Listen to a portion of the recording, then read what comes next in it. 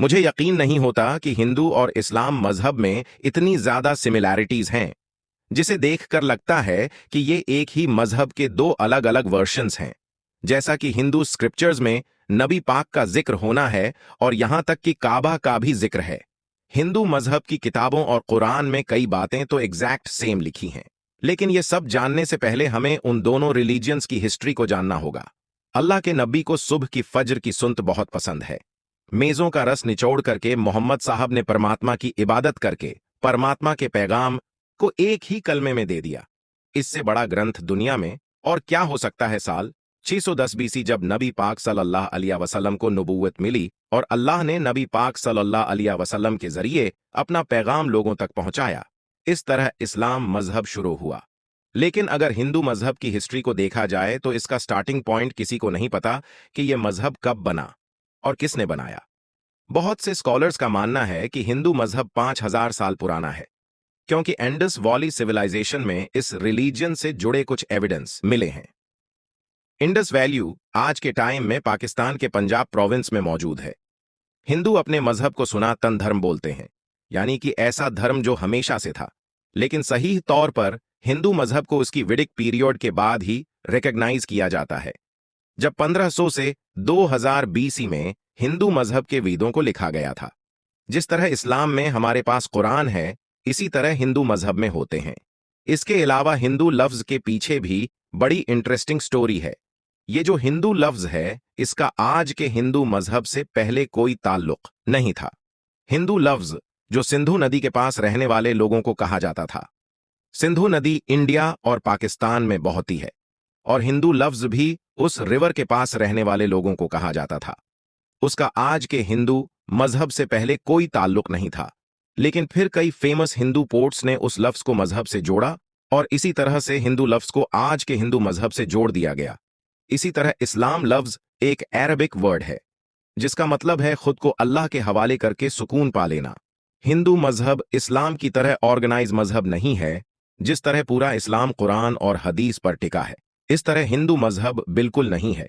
हिंदू मजहब के परंठ होते हैं। ये हिंदू मजहब की किताबें हैं जिससे हिंदू मजहब को समझा जाता है। लेकिन वेदों को हिंदू मजहब में सबसे ऑथेंटिक सोर्स माना जाता है, जिस तरह हमारे इस्लाम में कुरान और हदीस की किताबें हैं। हिंदू मजहब के भीद अपने और पुराण आज से हजारों साल पहले कई इंटेलिजेंट लोगों ने लिखे थे। इस वक्त लोग एक साथ बैठकर एक दूसरे के साथ नॉलेज शेयर करते थे और उसी नॉलेज को उन किताबों में लिखा गया है। उन टेक्स्ट्स के अलावा भी हिंदू मजहब में महाभारत और रामायण जैसी कहानियां हैं। इस्लाम की तरह हिंदू मजहब में भी फिरके बने हुए हैं। फिर भी अल्लाह ने 1,24,000 नबियों को भेजा था और मेरे नबी पाक सल्लल्लाहु अलैहि वसल्लम अल्लाह के आखिरी नबी हैं। उनके बाद कोई नबी नहीं आएगा। इसी तरह हिंदू मजहब में इफ्तार को माना जाता है। हिंदू मानते हैं कि जब धर्म मुश्किल में होता है तो भगवान खुद से इंसान की शक्ल में धर्म को बचाने आते हैं, जिसे वो इफ्तार कहते हैं। इफ्तार का मेंशन हमें किसी भी वाइड में नहीं मिलता है सिवाय गीता और पुराण के। लेकिन इस्लाम में नबी तो अल्लाह के बंदे होते हैं ना, कि अल्लाह खुद से इंसान की शक्ल में आता है। लेकिन कई स्कॉलर्स का मानना है कि ये इफ्तार लफ्ज उन दो लफ्जों से मिलकर बना है, जिसका मतलब होता है नीचे भेजा गया। तो स्कॉलर्स का मानना है कि इफ्तार उन लोगों को कहा जाता है जिनका खुदा से खास ताल्लुक होता है। ऐसे लोगों का जिक्र हमें चारों वेदों में भी मिलता है और वेदों को तो हिंदू मजहब की सबसे ऑथेंटिक किताब माना जाता है। तो हो सकता है कि इफ्तार असलियत मैं नबी ही हूं, लेकिन अगर मैं आपको कहूं कि नबी पाक सल्लल्लाहु अलैहि वसल्लम का जिक्र हिंदू किताबों में है, तो आप इस बात पर बिल्कुल यकीन नहीं करोगे। कुरान में यह लिखा है कि एक मोहम्मद नाम का उस्ताद अपने साथियों के साथ अरब में आएगा। यहां साफ तौर पर नबी पाक सल्लल्लाहु अलैहि वसल्लम का नाम मोहम्मद लिया गया है और यह भी लिखा है कि वो अरब में आएगा और यहां नबी पाक के साथी यानी सहाबा कराम का भी जिक्र है और यहां यह भी लिखा है कि वो पूरी इंसानियत में सबसे बेहतर होगा। इसी तरह अतहर व वेद में भी लिखा है कि वो नरसंसा होगा, वो कोरामा होगा जो कि 60,000 दुश्मनों में भी महफूज रहेगा। यहां बताया गया है कि वो नरसंगसा होगा। दरअसल सा मतलब होता है तारीफ करने वाला और कोरामा का मतलब होता है फैलाने वाला।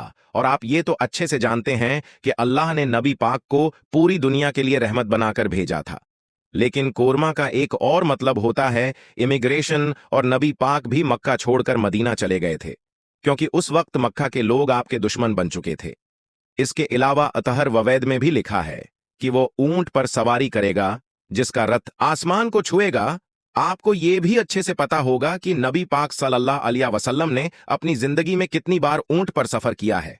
इसके अलावा उतहर ववीद में भी लिखा है जब वो लोग जंग के मैदान में तारीफें सुनेंगे तो उनकी हिम्मत बढ़ जाएगी और वो 10,000 दुश्मनों से लड़े बगैर जीत जाएंगे और कारों के खिलाफ लड़ेंगे। यहां लिखा है कि जब वो जंग के मैदान में तारीफें सुनेंगे तो उनकी हिम्मत बढ़ जाएगी, तो उनकी हिम्मत बढ़ जाएगी।